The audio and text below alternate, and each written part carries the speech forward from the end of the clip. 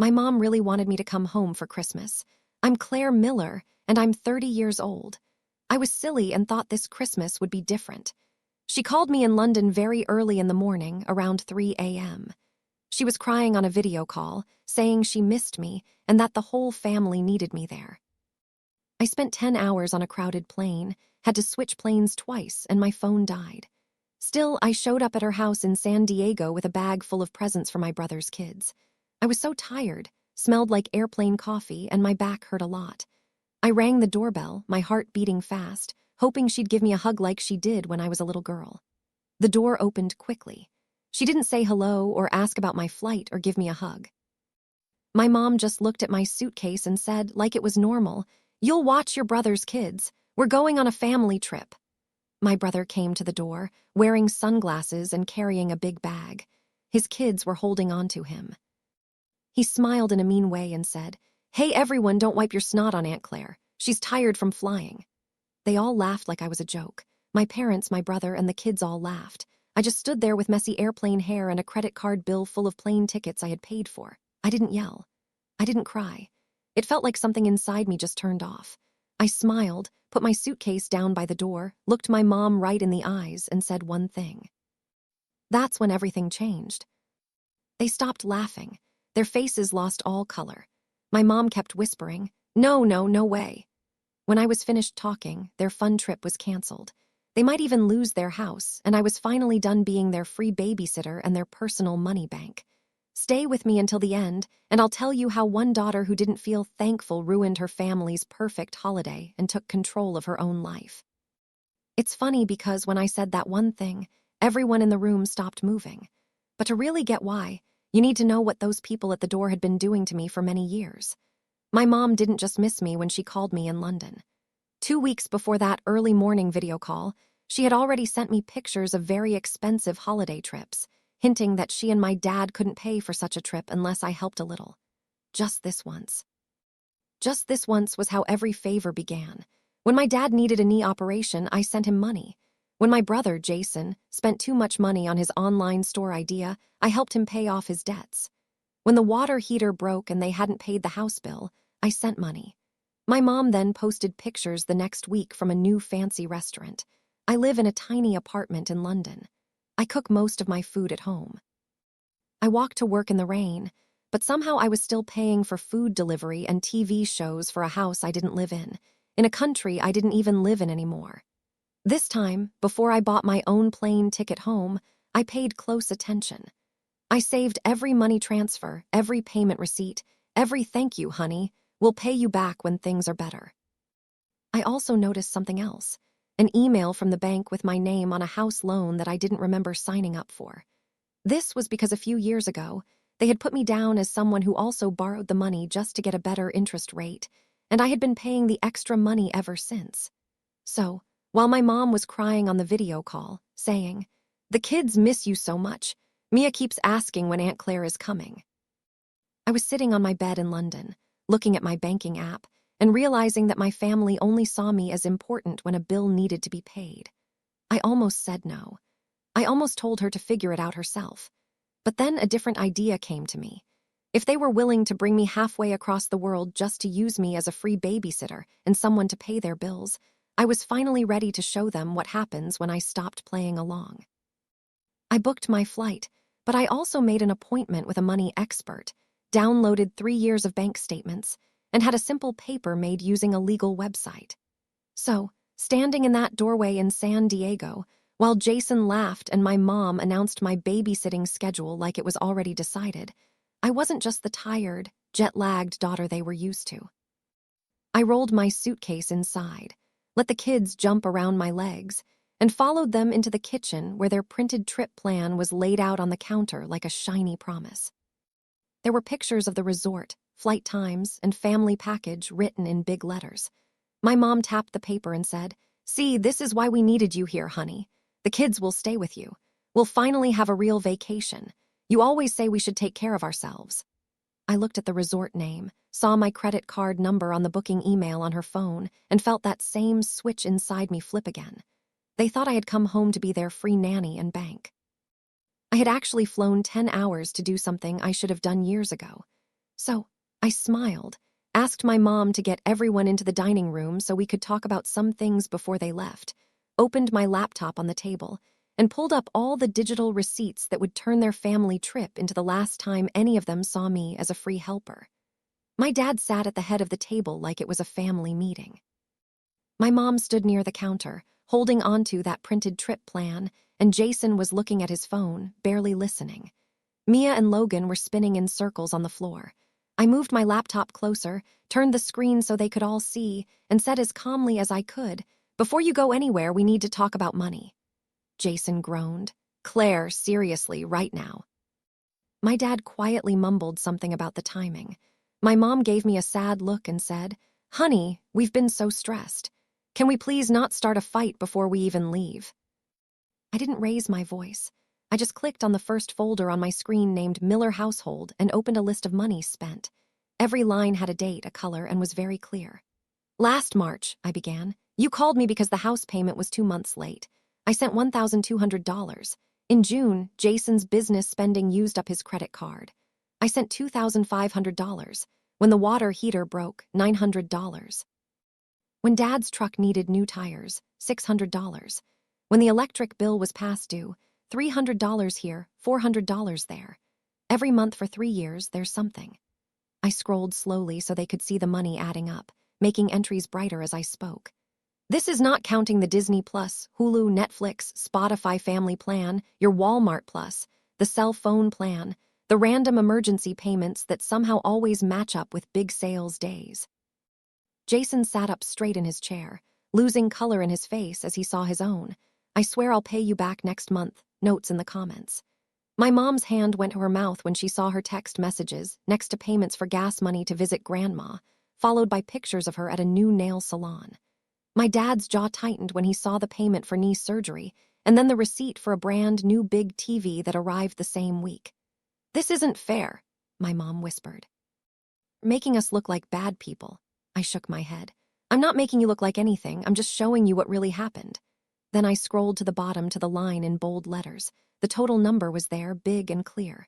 "In the last 36 months, I said softly, "I have sent this house just over $60,000. The room became completely silent. Jason blinked hard. My dad stared at the wall. My mom kept whispering, "No, that can't be right, that can't be right." As if saying it enough would change the numbers. I reached into my bag and pulled out a thin stack of printed papers, slid them onto the table next to the plan for their dream resort. "This," I said, "is a simple agreement. It's not a lawsuit. It's not me taking you to court. It's just a paper that says all of you know you owe me this money and we'll start paying it back. Even if it's slowly, $50 a month, 100, whatever." I had it written using a legal document example. My money expert looked it over. All it says is that this, I tapped the $60,000 on the screen, was not a gift. My dad finally got out of his shock. "We are family," he shouted. "You don't put family in debt like that. What, are you going to see your own parents?" I looked him in the eyes. "Family doesn't hide a house loan in their daughter's name and call her when the payment is late. Family doesn't spend her money on vacations and fancy food, and then tell everyone she left them." My mom flinched like I had hit her. Jason grabbed the papers, read the first part quickly, and his voice cracked. "This is crazy. I can't pay this back. None of us can." I leaned back in my chair. "I know, and I'm not expecting you to, not all at once. But I am done living in a world where you pretend you're victims and I'm some selfish career girl living far away. If you ever tell a neighbor or a cousin or post online that I left you with nothing, I will show them these numbers. I will show them every money transfer, every bill I paid, every time you chose expensive coffee over the electricity bill because you knew I'd help you out." My mom shook her head again and again, whispering, "No, no, no way. You wouldn't do that, Claire. You wouldn't make your own family feel bad." I shrugged. "I'm not planning to as long as you stop lying." Then I clicked to another tab, the one with their resort reservation confirmation. The familiar picture filled the screen along with their names, dates, and a small note at the bottom with the last 4 numbers of the card they used. My card. "And about that family trip you're so excited about," I added, my voice still calm. "You might want to sit down for this part." My dad frowned. "What are you talking about?" I pointed to the status line under the reservation number. "Canceled. 3 days ago, I called the resort and the airline," I said. "Since the bookings were made with my card and my account, I had every right. The trip package has been returned. The flight credits have been moved. So when I told you at the door that I wasn't babysitting while you went on vacation, I closed the laptop halfway, just enough to see all their faces at once. What I meant was there is no vacation anymore. Not without me. Not without my money. Not ever again on my dime. My dad jumped up from his chair when he saw the word canceled like he could scare the screen into changing. "You had no right," he shouted. "Those are our tickets." I didn't even flinch. "They were bought with my card from my account with my money," I said. "The right was all mine." He opened his mouth to argue, but I was already clicking to the next window. And that brings me to the house we're sitting in right now. On the screen was an email from the bank with both our names on it. Gary Miller and Claire Miller, co-borrowers. My dad stared at it, his face losing all color. My mom whispered, "Claire, please, not this. We told you it was just paperwork." I swallowed, the familiar feeling of sadness in my throat. "You told me it was just a formality," I said. "You told me it wouldn't affect me, but I've been the one paying extra on this house loan for years. Every time you forgot a bill, it hurt my credit too." I clicked a button and a small video appeared in the corner of the screen. My financial advisor's face appeared with her home office in London in the background. We had talked before I even got on the plane. "Hi, Claire," she said. "Is now still a good time?" I turned the laptop slightly so my parents could see. "Perfect," I said. "You remember my family situation." My dad angrily whispered, "Who is this?" I answered without looking at him. "This is the person who helped me understand exactly what being a co-borrower on your house loan means, and what my options are now that I'm done helping you out." The advisor introduced herself politely, then went straight to the main point. In a calm, clear way, she explained that as a co-borrower, my credit was connected to this house, that missed payments and constant not enough payments were hurting me, and that I had the right to go to the bank and ask to be taken off the loan. In practice, she continued, that means the bank would ask the other borrower or borrowers to qualify for the loan on their own. They might have to get a new loan, or in some cases, if they can't meet the needs, the house might need to be sold to pay off the debt. My mom shook her head. "You can't do that," she said, her voice shaking. "We can't afford to move. We can't afford a higher payment." The advisor's voice stayed gentle. "That is between you and the bank, ma'am. What I can say is Claire is not required to keep her name on a loan that she is not truly getting anything from, especially when she is the one paying the difference." I thanked her and ended the call, my heart beating so hard I could feel it in my teeth. The room felt smaller, like the walls were coming closer. My dad turned on me. "You're going to make your own parents homeless over some numbers on a screen." I looked him straight in the eye. "No, I'm going to stop letting you risk my future while you act like I owe you my entire life. If you can afford resorts and plane tickets when you think I'll be here to babysit, you can afford to sit down with a bank and figure out how to pay for your own house." I reached into my bag again and pulled out a folded letter. "This is my official notice that I'll be stopping all automatic payments for this property," I said. "The bank will contact you directly from now on. I'm also closing the joint checking account Mom convinced me to open just in case there's an emergency." I used my fingers to show air quotes without meaning to. My mom made a choking sound. "But that's where the grocery money comes from," she said. "That's where we pay utilities. How are we supposed to manage all this?" I took a breath, calm and slow. "The same way every other adult in this country does," I replied. "With your own money, with your own spending plan, with your own problems when you spend too much." I opened another tab showing the monthly automatic payments I had set up over the years. House payment extra, electricity, internet, TV show bundles, grocery deliveries, car payment extra money. All of them had my name next to payer. "As of today," I said, my mouse pointer moving over the cancel button for each one. "These stop.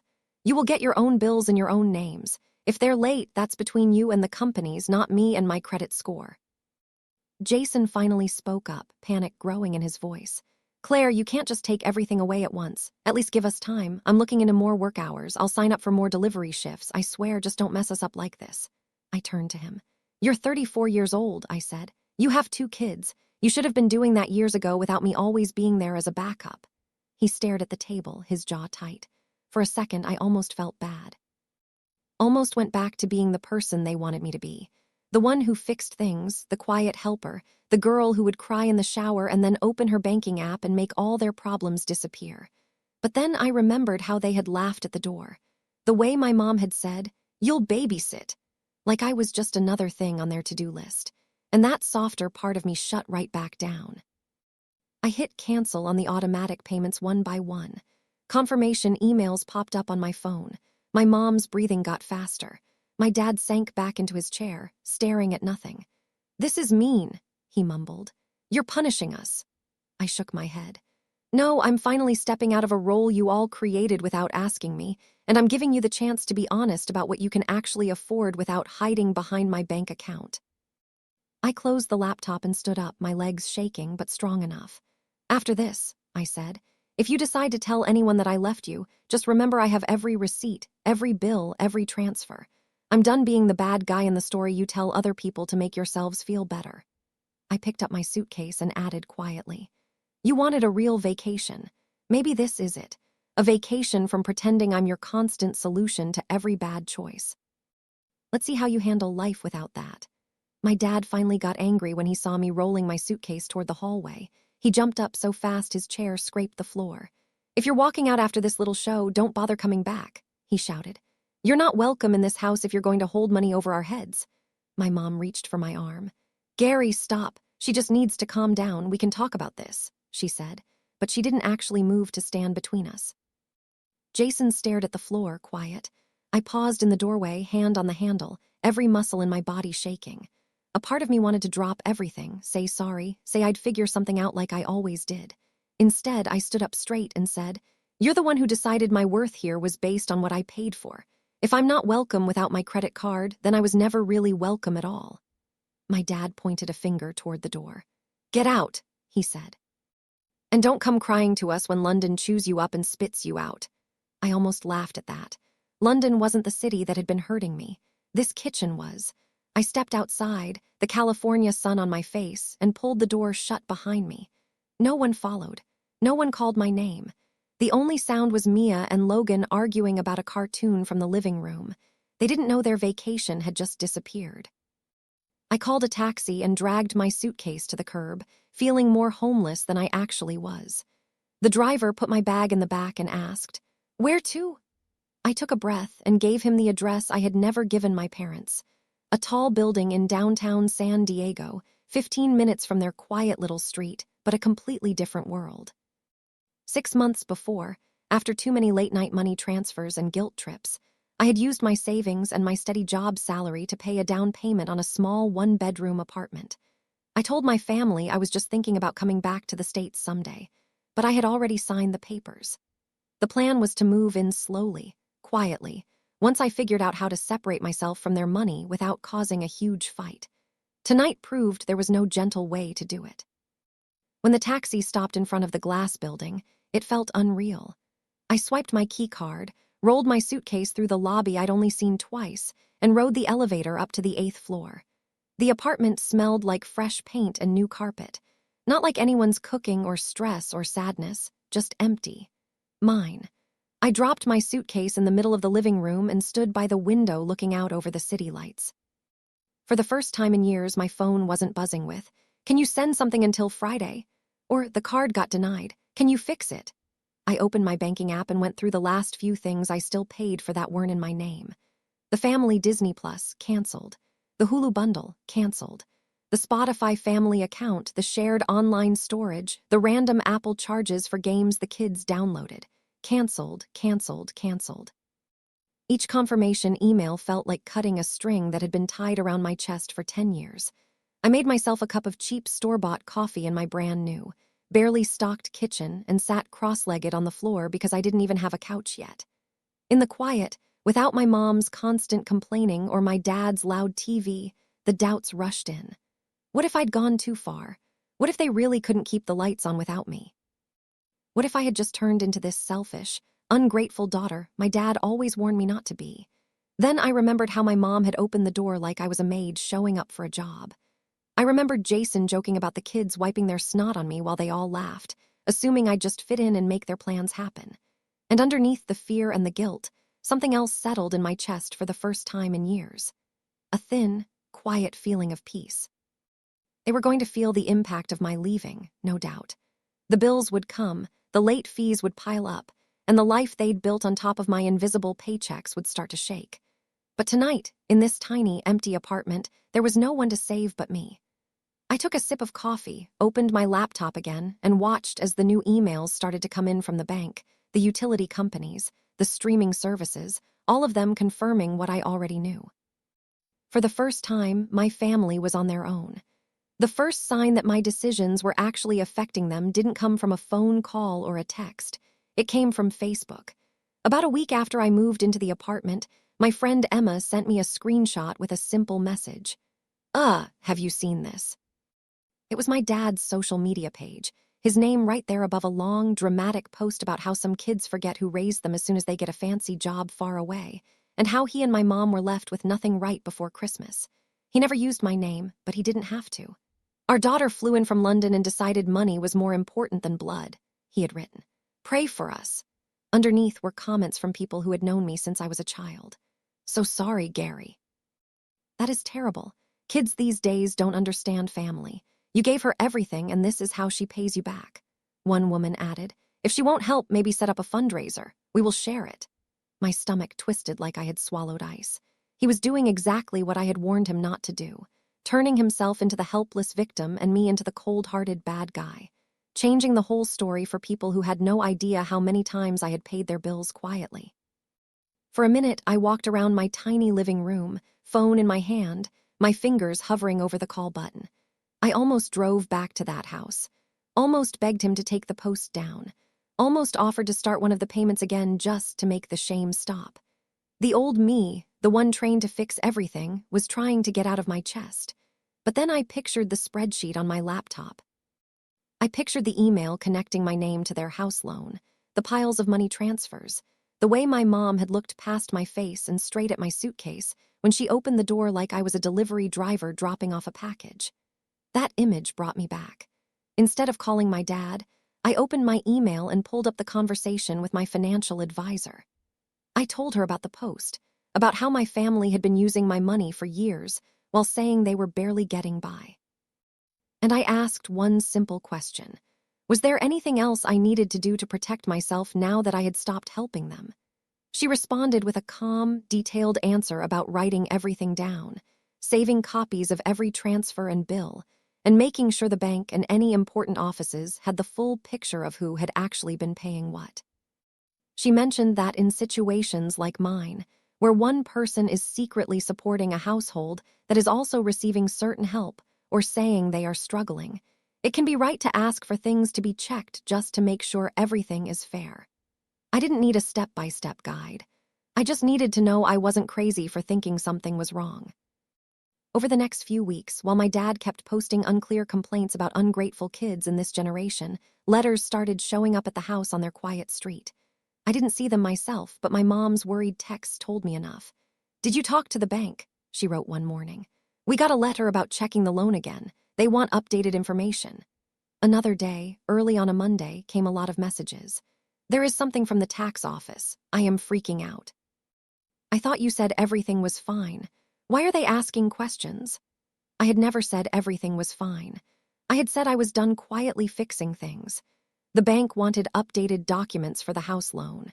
The utility companies wanted full payment instead of the small ones I had been secretly making at the last second, like some invisible cleaner fixing a mess no one else admitted.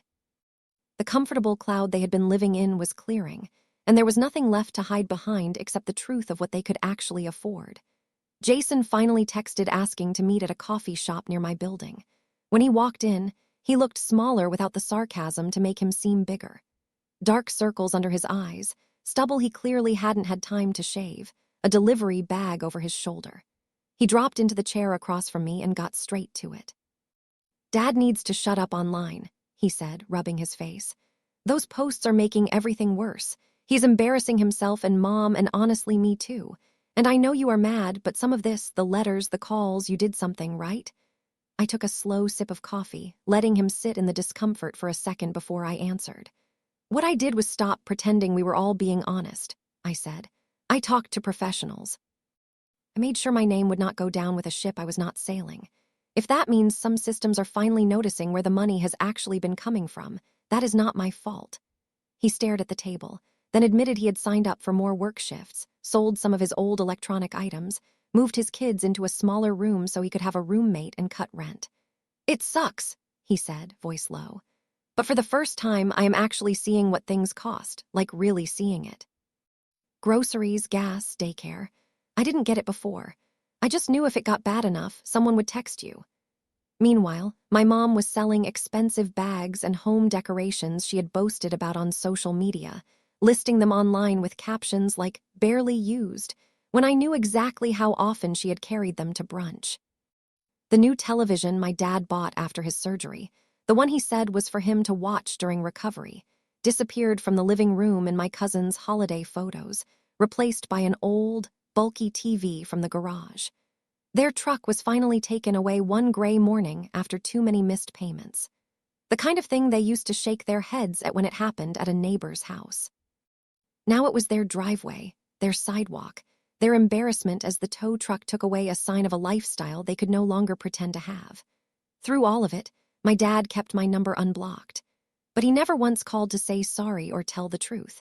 He just kept throwing small bombs online, vague posts about being betrayed and ungrateful, hoping someone would pick them up and bring them to me so I would feel guilty enough to come back. He told anyone who would listen that his daughter had left him for money and status, conveniently not mentioning that most of the money had been going in the opposite direction for years. I didn't respond publicly, didn't jump into the comments to defend myself, didn't write my own dramatic post with screenshots attached, even though a part of me really wanted to. I didn't have to. I had my receipts. I had my advisor. I had my own credit finally starting to separate from theirs. And more importantly, I had distance. Every time I saw someone share his story about the cold daughter in London, or heard through others that he was complaining at the bar about what a disappointment I was, all I could think was that if they knew the real numbers, if they saw even one page of that spreadsheet, they wouldn't be asking why I walked away. They would be asking how I managed to stay as long as I did. By the time Christmas came again, the Miller house had turned into a different world, and so had mine. I found out the changes in strange little ways. A picture tagged of my mom at a discount store instead of her usual fancy shop. A blurry picture of Jason's kids in a small apartment instead of my parents' backyard.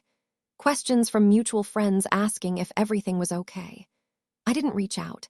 I focused on my job in San Diego, on building my work experiences, on decorating my apartment one paycheck at a time. I bought a used couch, a fake tree for the corner, and hung up cheap fairy lights that made the place feel warmer than it had any right to. Then, one rainy Tuesday in December, someone knocked on my door. When I checked the peephole, my stomach dropped. It was my mom. She looked smaller somehow. No full face of makeup, no carefully styled hair, just a tired woman holding a reusable grocery bag to her chest like a shield. I let her in, heart pounding. She stood in the middle of my little living room and turned in a slow circle, looking at the couch, the view, the tiny Christmas tree with 3 mismatched ornaments. "I didn't know it looked like this," she said softly. "I always pictured you in something bigger, fancier." I shrugged.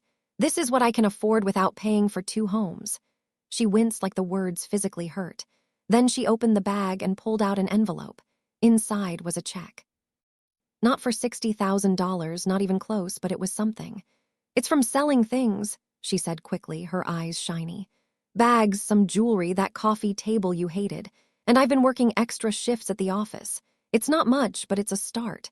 I told Jason we can't pretend it was all a misunderstanding anymore." For a second, I just stared at the check. It wasn't about the amount.